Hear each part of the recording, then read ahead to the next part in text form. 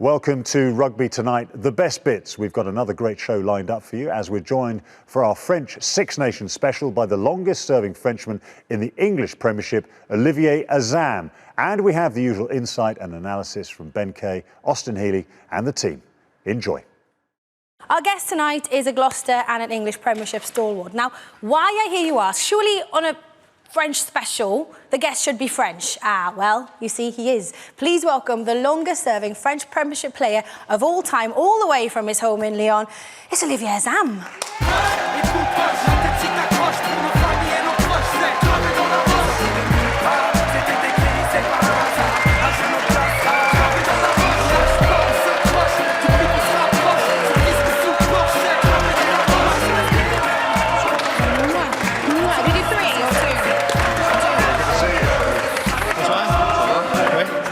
Ben, ça va?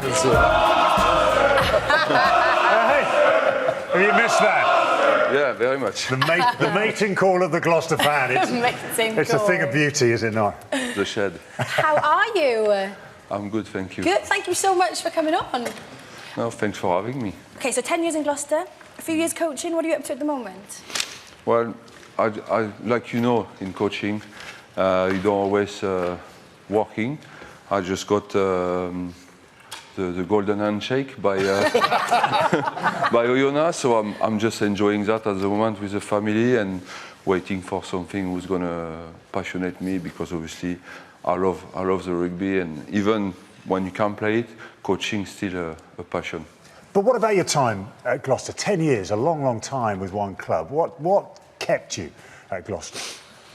Well, I think it was everything, really, because I only came for one season, just to learn English, to play a bit of rugby, to travel. That was mine when I went to Gloucester, nothing else. But I think I find somewhere people were passionate about their rugby, passionate about their team. I felt at home. That's as simple as that. Do you miss it? I love the fact that you decided to travel to Gloucester. New York, Sydney, Gloucester. Well, but do you miss it? I think it was a better option than Yeah, this time. No French players now in the Premiership. There have been a lot, and it peaked. We had about 16 or so, 16 or 17 back in 2006. This is a very high-tech graph. It probably doesn't stand up to too much scrutiny, but what we do know is that now none. Why no French players in the Premiership? Is it just money? Are they all stuck in Calais? Well, yeah, maybe they're stuck waiting for a truck. No, I didn't mean that. Yes, you did, folks. But no, to be serious, I think the top 14 there is a lot of money in the top 14. So and French players are a premium with the new rules made by the federation.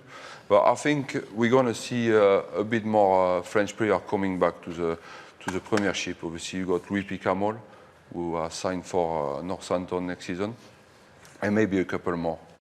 As you say, normally you get a left. We're on the right-hand side of the field here. The scrum will stay straight, but there's a left-hand wheel in the scrum, so that means the scrum moves this way ever so slightly. What that means is the back row, the Scottish back row, get taken further away from the ball. It's easier to distribute the ball from the base. Laidlaw drops off because he knows these are under pressure, and he gets slightly wider. You take this. I'll be George North, obviously very, very similar in size and stature and ability, and. It looks like the ball's coming out, it hits Bigger's hands, it looks like Roberts is going to smash it up. North comes really late, cuts a really sharp angle. Now, normally on this scenario, you see someone cut and then drift back out to the outside. So Hardy would have been OK, but not on this occasion. North steps back, he sees Hardy's shoulders are facing the wrong way, he beats off Laidlaw, and then there's just a little left foot step that pushes Denton out the way, and then Blair Cowan's having a picnic on the field somewhere, and he runs round the corner of him to score in the corner. All based basically on his ability to spot the shoulders. So normally, defensively, Hardy would have come up earlier, he'd have got to the inside, his shoulders would be square. There's no space then. The inside would be filled by Denton, and maybe Blair Cowan could start to drift around the back and concentrate on the next breakdown. Didn't happen, I've lost the ball, it's over there. So let's do it at a little bit of pace and see how it looks, not too much. really good point of this is how wide Biggar is on the play. It really elongates the gap in between Laidlaw and Hardy. So as it comes out, looks like it's going to Roberts. North drops under, and it's this little step there that takes him back on the angle and takes him all the way into the corner. An absolutely first-class try.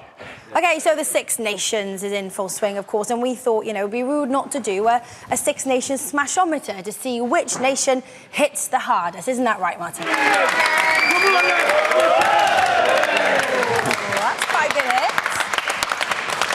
Kieran Hugo. Go on!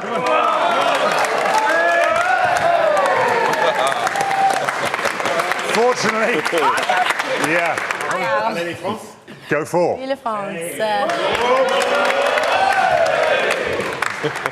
so, wait a minute. I think there was something a little bit illegal about that hit. Yeah, I think we should go to TMO. George, are you there? Sorry, yes, I'm here. How can I help? Was that tackle illegal? So you want to check if there was an illegal tackle by Yes. the French number 6? Yes, please. Hold on, just let me ask the French director if he Okay. found anything illegal with that illegal tackle. Monsieur, did you... No, there's nothing wrong with it. Go back, go back. So you saw nothing on the screen over... No, no, I don't have an angle. I don't have the right angle. But what about the... My videotape is broken. Go away. I have a report for you. It's fine. He should be given a penalty. France should win. There's no evidence of an illegal tackle. No evidence. OK. That's a little bit like what happened at the weekend. Come on, Mark. Let's go, Mark. Wow. Oh, it was a great hit. Okay, let's. How comes our next contestant? You might need that. For freedom. Well done, beautiful. You really got us going there. Okay, off you go. Let's go, William.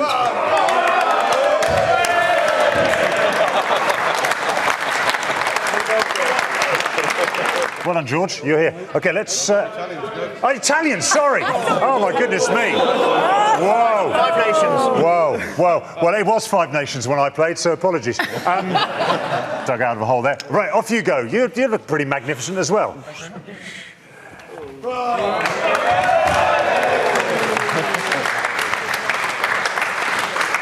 Okay, here we go. The winner! The winner! Excellent. Let's have a look. Let's have a look at the table. OK, let's have a look then how the Six Nations smashometer table looks. And look at the top there. Italy at the top with 109. The news this week, Paul O'Connell has announced his retirement from rugby. Hashtag thanks, Paulie, for a magnificent and trailblazing career. Apparently, he's going to go and work in the TV now, taking over the jobs of ex-retired international second rows, hopefully. But there's a comment here from Ronan O'Gara. Something beautiful and fitting that the great man retires as a one-club man, the pride of Limerick and the role model for the rest of the country. Well done, Ronan, finishing that sentence. And this is Brian O'Driscoll. Really disappointing to see Paul O'Connell having to retire. Sensational career in red and green, simply irreplaceable. Should we have a little round of applause for him in the studio? I actually think we have for great players. That's all for this week. Thanks for watching Rugby Tonight, the best bits, and don't forget to hit subscribe. See you next time.